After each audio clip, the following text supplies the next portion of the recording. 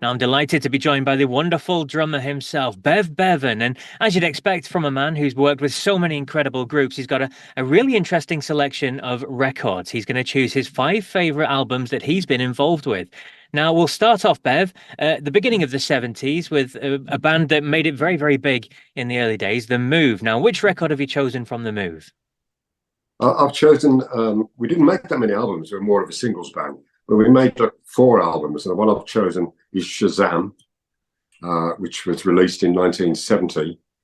It was not the original lineup, the original Move lineup was probably the strongest. But that was Carl Wayne on vocals, Roy Wood guitar, Trevor Burton on rhythm guitar, Ace Kefford on bass, myself on drums.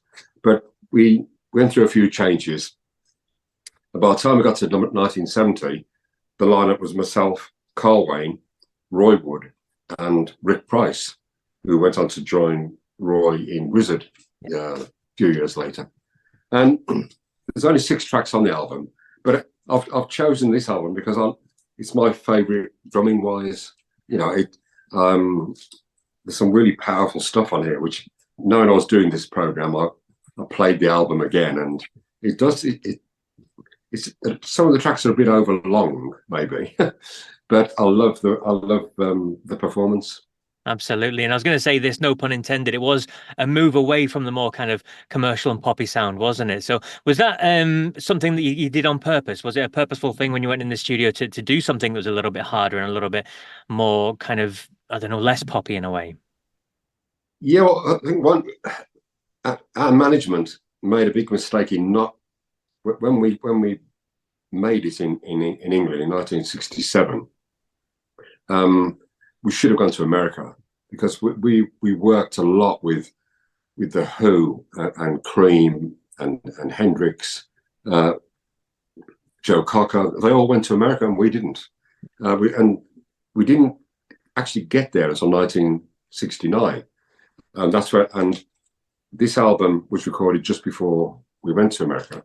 And we knew we were playing venues like the Whiskey A Go Go and the Grandee Ballroom in Detroit, Fillmore West. So we thought we had to, we thought we'd had to put on a really heavy rock sort of set. Yeah. And we did all the tracks from this album really on that tour. And I think that's why we were probably impressed really with our musicality, if you like. And the arrangements are very complicated on some of the songs. And I'd read something, you just mentioned the tour. I'd read that the tour was a bit of a crazy one for you. Ended up driving miles and miles and miles on end, and it caused a bit of friction between members, as you'd expect, being crammed together in cars for such a long time. But what do you remember of that tour? It was a really mad 3 weeks. That's all it was. I remember it very well. We flew from London to New York. None of us, all 4 members of the band, none of us had been to America before. But we had a roadie with us, a guy called Upsy Downing, who toured America 2 or 3 times with Hendrix. So he knew his way around America. Yeah. So he knew, which hotel to book, where to go, and everything. So we got to New York. He took us to Manny's music store, and I bought myself a kit of Slingle and drums, and we brought the guitars with us and some little amps, and a bit more stuff from there. We hired a Dodge sedan and a U-Haul trailer, and off we set. And we drove from New York to Detroit, which wasn't too far. And we did 2 nights with Iggy and the Stooges, which was great. And then we drove the famous Route 66. So we drove the whole of Route 66. And we only stopped one night at a Holiday Inn in the middle of Texas somewhere. Got into a big fight with a load of cowboys.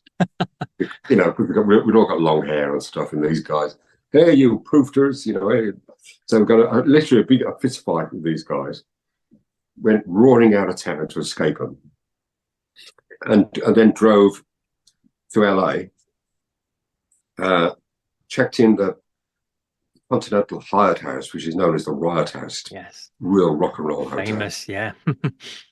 And then we did 5 nights at the Whiskey A Go Go on Sunset Strip, and some great people came to see us.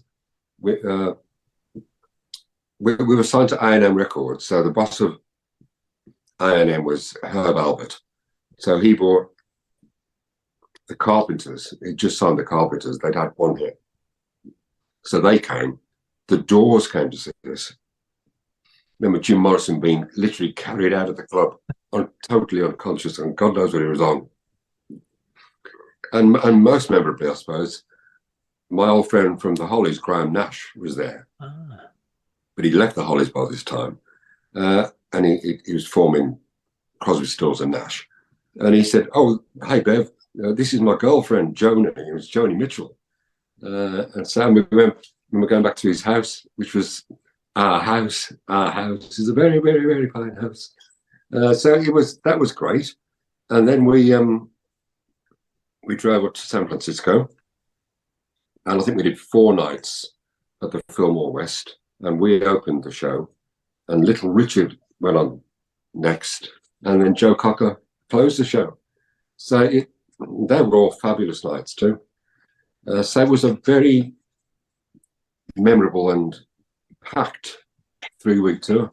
Absolutely. And as you said, it was your first experience of America, and obviously Britain in the 60s was a difficult place at times, wasn't it? So going over to America, the land of milk and honey, as people called it, what were your experiences in terms of the place itself and the people that you met then? Well, New York was an eye-opener, because I'd never experienced a place like it. Just the skyscrapers alone, you know. Yeah. Yeah. And we were all young kids. We were in awe of it, really. And the whole America. And when we got to the West Coast, in particular, it was a totally different scene. Everyone was so laid back, and the girls were very forward, to say the least. You know, they were like, we were walking along Sunset Strip, and a load of girls came past in a convertible, all lifted the tops up. You know, hey guys. Wow, it's good here, isn't it? So it was. That didn't happen in England, you know. So it was an eye opener, and it was the only time the move ever went to America. But then, of course, within a couple of years, it became like a second home for me with the. And in terms of the band itself, it was almost a transition album, wasn't it? Because before its release, Carl Wayne had decided to leave the group, and Jeff Lynne came in. So just around this sort of time, I mean, what was your feelings about that, with Carl leaving and Jeff coming into the group? Well, I think it was time for change, really, because as I said earlier, the original 5-piece move was when we were at our best. And that's when we should have gone to the States. But we had a lot of hit records in Britain. Yeah. But then Ace Kefford messed up with drugs, and he left the band. We were number 1 with Blackberry Way when Trevor Burton left the band. I don't think anyone's ever left it when you're number 1 in the charts and somebody leaves the band. That was just nuts. But we were falling apart. And the Shazam album was the last one we did with 3 of us, with 3 original members, and we did one more move album along with Jeff Lynne, who didn't really want to join the move. He wanted to work with Roy in particular, and hopefully me too. But we were contracted to make a one more move album, so we did. But what they, particularly Jeff and Roy, wanted to do was form a new band, which they named Electric Light Orchestra. Yeah. And that was the end of the move. Indeed. And we move on to ELO for your next choice, your second choice for album then. So which one did you go for next? Again, because I love my drumming on it, really, in particular. It's the opening track of Face the Music, which is called Fire on High, which is basically instrumental. I say a few words at the beginning, talking backwards. um, but it's very atmospheric. Again, I played it. No, I was hearing this interview, and loved it. Actually, I hadn't played it for years, probably, and it's almost like an overture to open the album. And there's good stuff on here. I like all the songs on this. They're all great Jeff Lynne songs. Waterfall, Evil Woman, which was a big hit. Night Rider, Poker, which really rocks.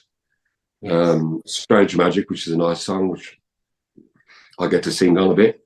Down Hometown, and One Summer Dream, lovely song. So yeah, it's a very, very good album.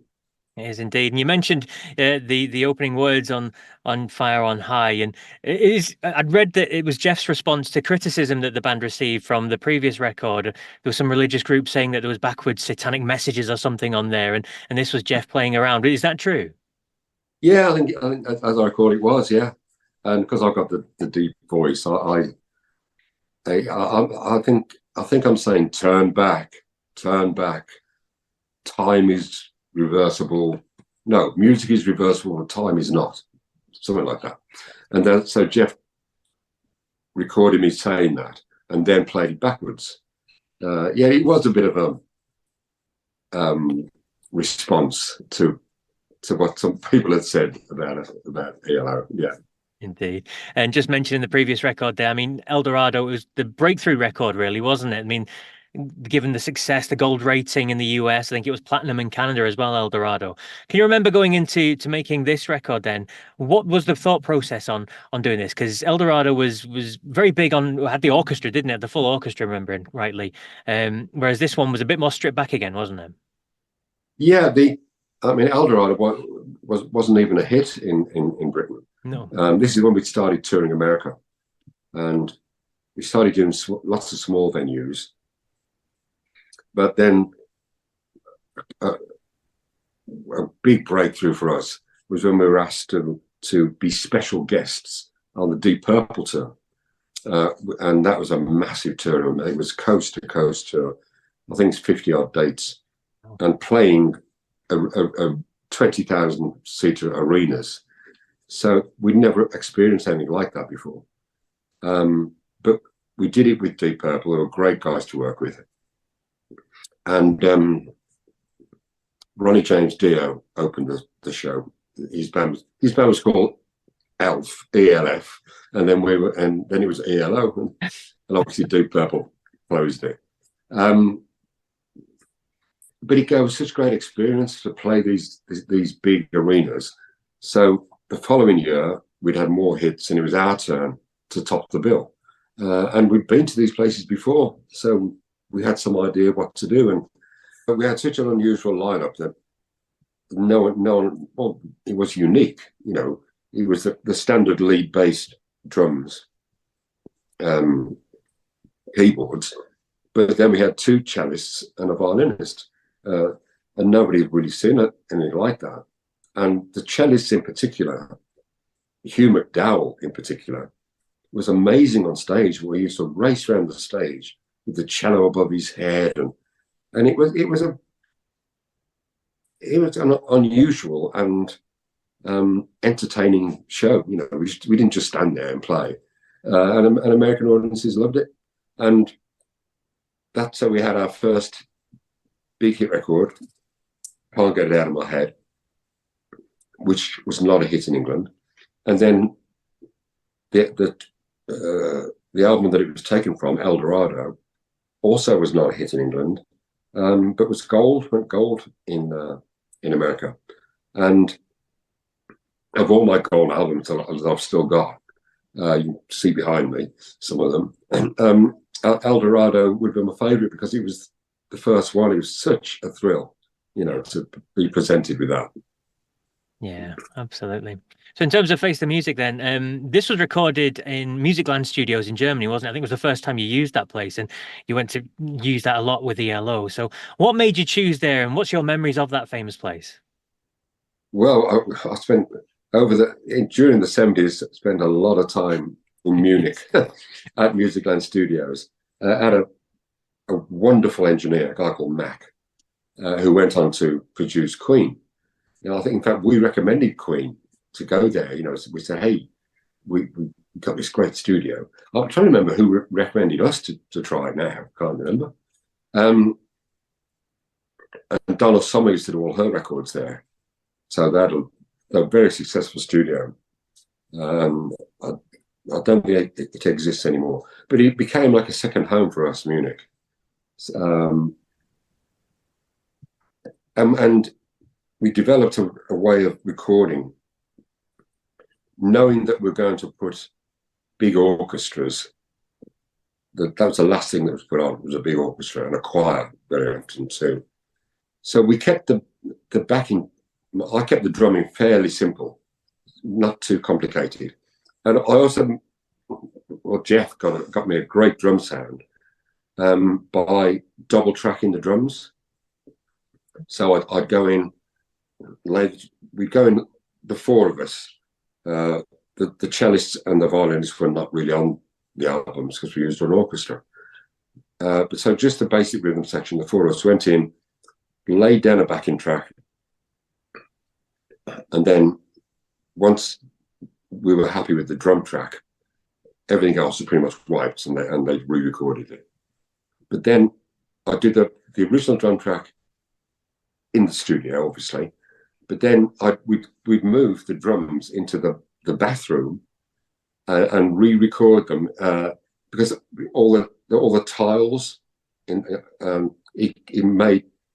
got such an echoey sound. It was such a big sound, and Jeff and Mac spliced them together, and that's why on all the ELO albums, really, I get a really lovely, big drum sound. Oh, wow. It's fascinating to hear things like that. I spoke to John Helliwell from Supertramp, and he recorded the famous Logical song, saxophone solo, in the bathroom as well. Yeah. And yeah, for the same sort of reasons. Fascinating stuff. Anyway, Bev, let's move on to your third choice then. And it's another ELO record, and probably no surprises to which one it is. No, well, I think Out of the Blue was a double album, our only double album. It's probably our best known album, biggest selling album. The artwork is absolutely fantastic on it. Iconic. And that had a lot to do with Sharon Osbourne, as she was then, before she married Ozzy. She was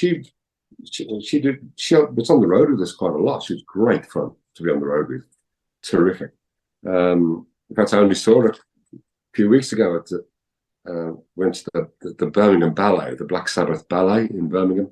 Yes. I went with my great friend Tony Iommi, and Sharon was there. I hadn't seen her for years, so it brought back a lot of good memories. And back to the album. So the artwork was great, and the stage set for the album was amazing. The spaceship, quite extraordinary, really. It took a whole day to set it up. So when we toured, we used to do A shows and B shows, and we had two separate crews. So that we had a mass, about a 90-strong crew to set up the spaceship. It used to take them all day, and they had to do it the day before the gig. So we had to hire places for 2 nights instead of the usual one. But then, while they were setting up for the B spaceship show, we do what we call B shows without the spaceship, which only takes a few hours to set up. So we could work every night with 2 different crews. So it was a hard working tour, but an incredibly popular one. We did amazing business on that tour. Absolutely. And it's just a great album. It really is. I mean, Jeff really came into his own. His songs just got better and better, really. And we recorded over 10 weeks in the summer of '77, and usually it's nice weather there, but we had terrible weather, and that's how Mr. Blue Sky came about because we had all the, my favourite side of the four albums, of the four sides, is Concerto for a Rainy Day, and that was inspired to Jeff by the fact that we just had so many rainy days. But the closing track though is Mr. Blue Sky, because suddenly one day it finally got sunny, and that Jeff, was inspired to write Mr. Blue Sky, which has become ELO's anthem, really. It has, absolutely, it has. Can I just take you back quickly to Sharon Osbourne? You mentioned that she was involved with the album cover, the artwork. So what was the input for that? Well, the whole she helped with the space, with the stage show, the spaceship, Like the concept and thing. And once that was established, that we were going to use the spaceship, that's when the artwork for the album came about, really. And anybody that's got out of the blue, and it's a double gatefold sleeve, and you open it up, and she just helped, and she helped with the stage set. And her father, Don Arden, was a hard man, a proper gangster, really, but he was a very successful rock and roll manager, and had a good team, and we had our input as well. We suggested stuff to do.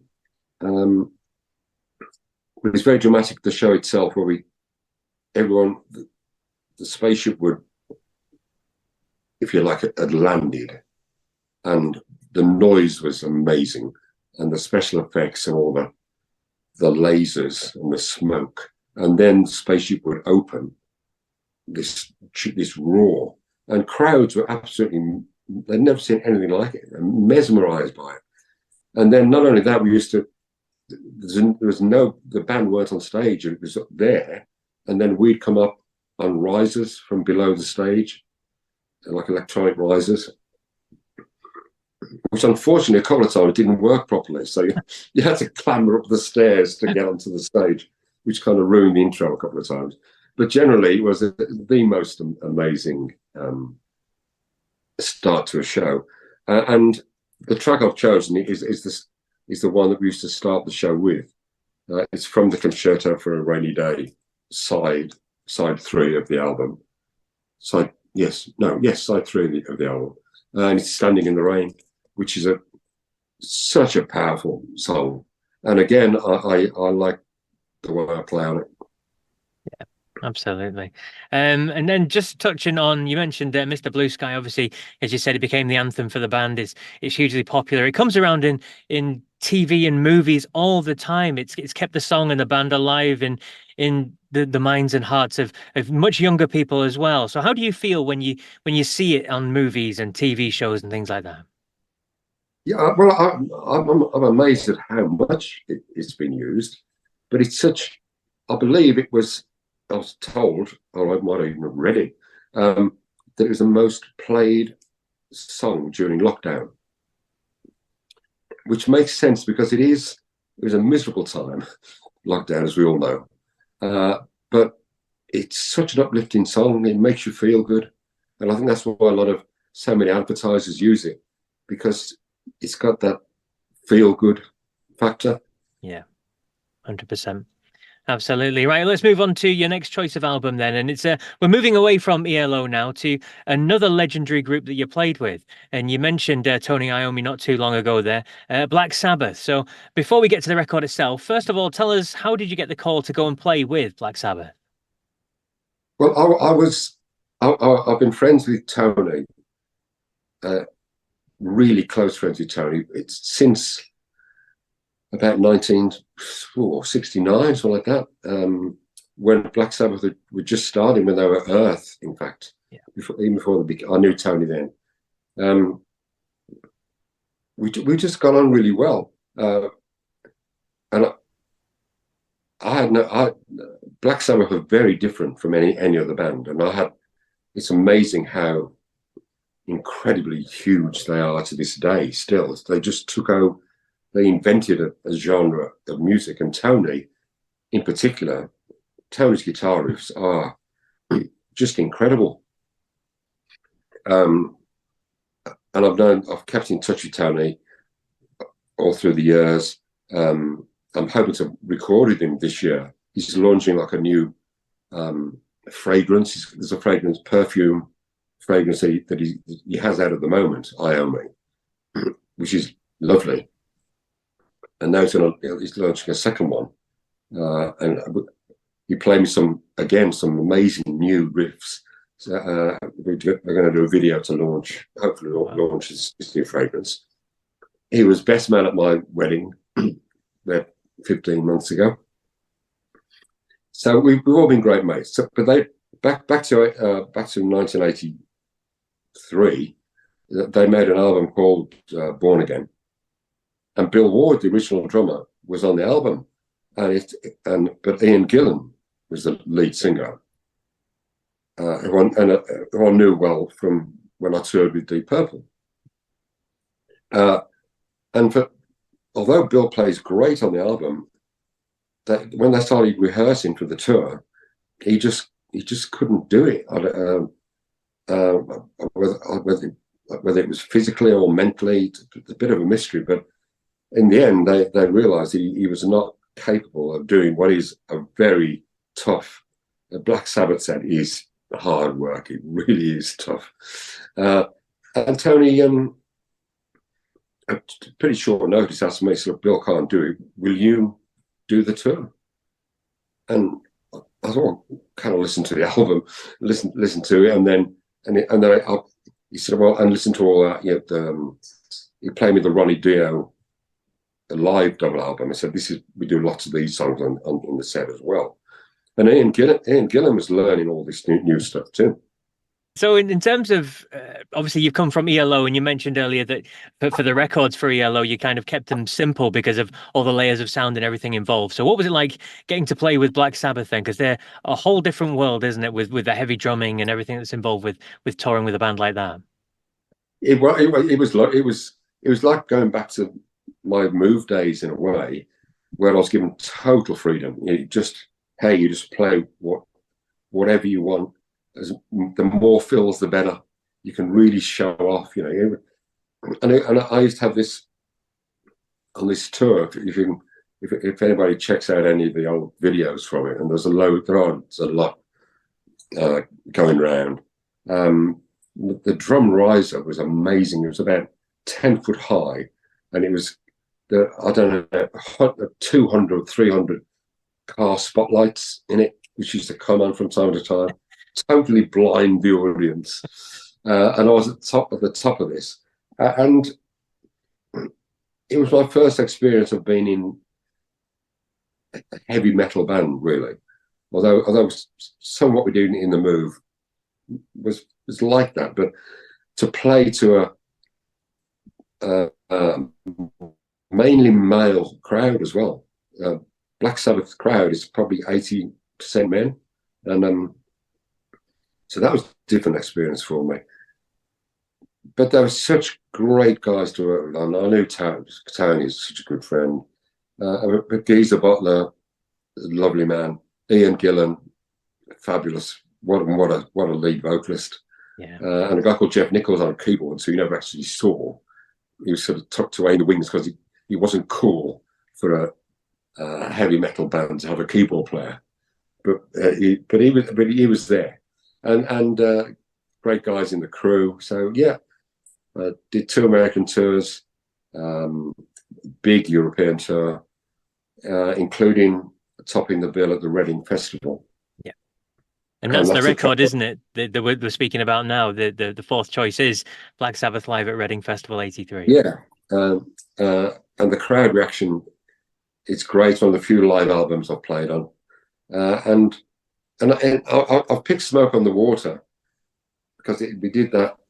So because probably Ian Gillan, Deep Purple's best known song, but it's of all, and I don't know how many Sabbath albums there's been, at least 10. That's the only one that's a cover. This is the only time they ever did somebody else's song. So and it's a great song, and you can hear the crowd singing along. It still sounds good. And what do you remember of that night then? Because you headlined the iconic Reading Festival. It was a Saturday night as well. It was the big bill. So, what was your memories of that day and that show? Well, we were lucky. It was a lovely day. About, I don't know, 40 or 50,000 people out there. We weren't sure. It was the only British date we did, and we'd had we've been all over Europe, and did great business wherever we went. And we thought, I think originally we were going to do like a British tour, but instead we were offered the festival and thought, let's do it all in one day, and recorded it as well, which made it another. It went along with Born Again as a double album, available as a double album, and just a fabulous day. Yeah, Absolutely. So we're going to move on to your fifth choice now, and this is from a band that is very close to you now, Quill. I was expecting Riding Rainbows, but you've gone with a different one, and the newer one, haven't you? well, right. I love the Riding Rainbows album, and myself and Joy and Lee, guitar player, we wrote all the tracks on that album. This is a whole different idea. Yeah. But it's turned out to be incredibly popular. It's all cover versions, and it's called Midland Beat, and it's Quill paying tribute to just some of the fabulous music that's come out of the Birmingham area. So it's Go Now, Moody Blues, How Does It Feel, Slade, Songbird, Christine McVie, and then a version of Telephone Line from ELO, Blackberry Way, The Move, Can't Find My Way Home, Steve Winwood, who's genius, Changes, the Black Sabbath track we do, The Day We Caught the Train, Ocean Colour Scene, know those guys well. And the only one that's not from Birmingham is a song called Say It Ain't So, Murray Head song. But it's a song that Quill have played for 30 odd years, and a song they kind of made their own. And the track that I picked out is Ordinary World, Duran Duran. And I've had ties with everyone on this album, the bands and the singers and whatever. I've met them, I know them. And it was great fun to do it, and it went down so well on the 8 shows that we did, and we were thinking of maybe this should be our farewell tour, but the reaction was so good, and we enjoyed the shows that much that we're booking a bunch more now for this year. And looking forward to doing it all again.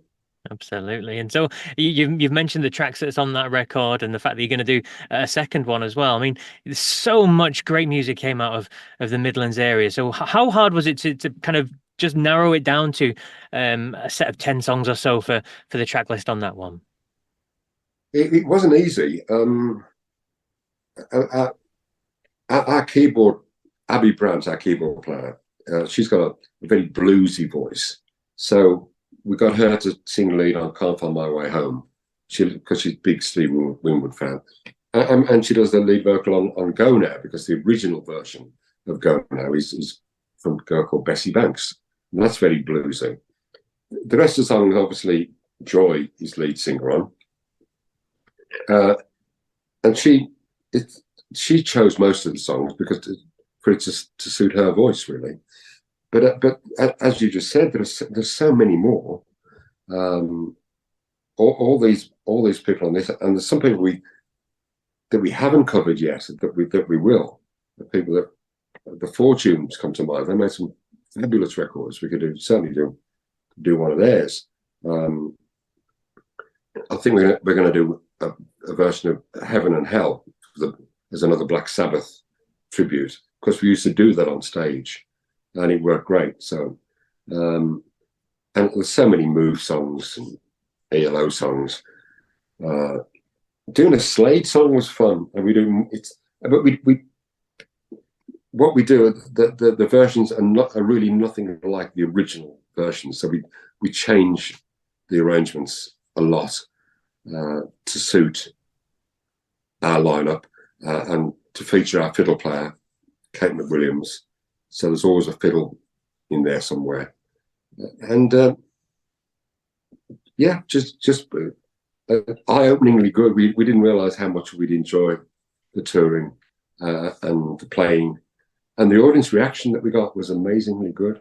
And all the gigs sold out. So, yeah, we're looking forward to a bunch more.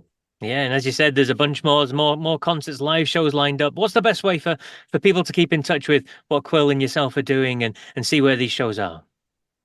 Well, if you go www.quilluk.com, and there's a Bev Bevan website, which again is pretty easy to find too.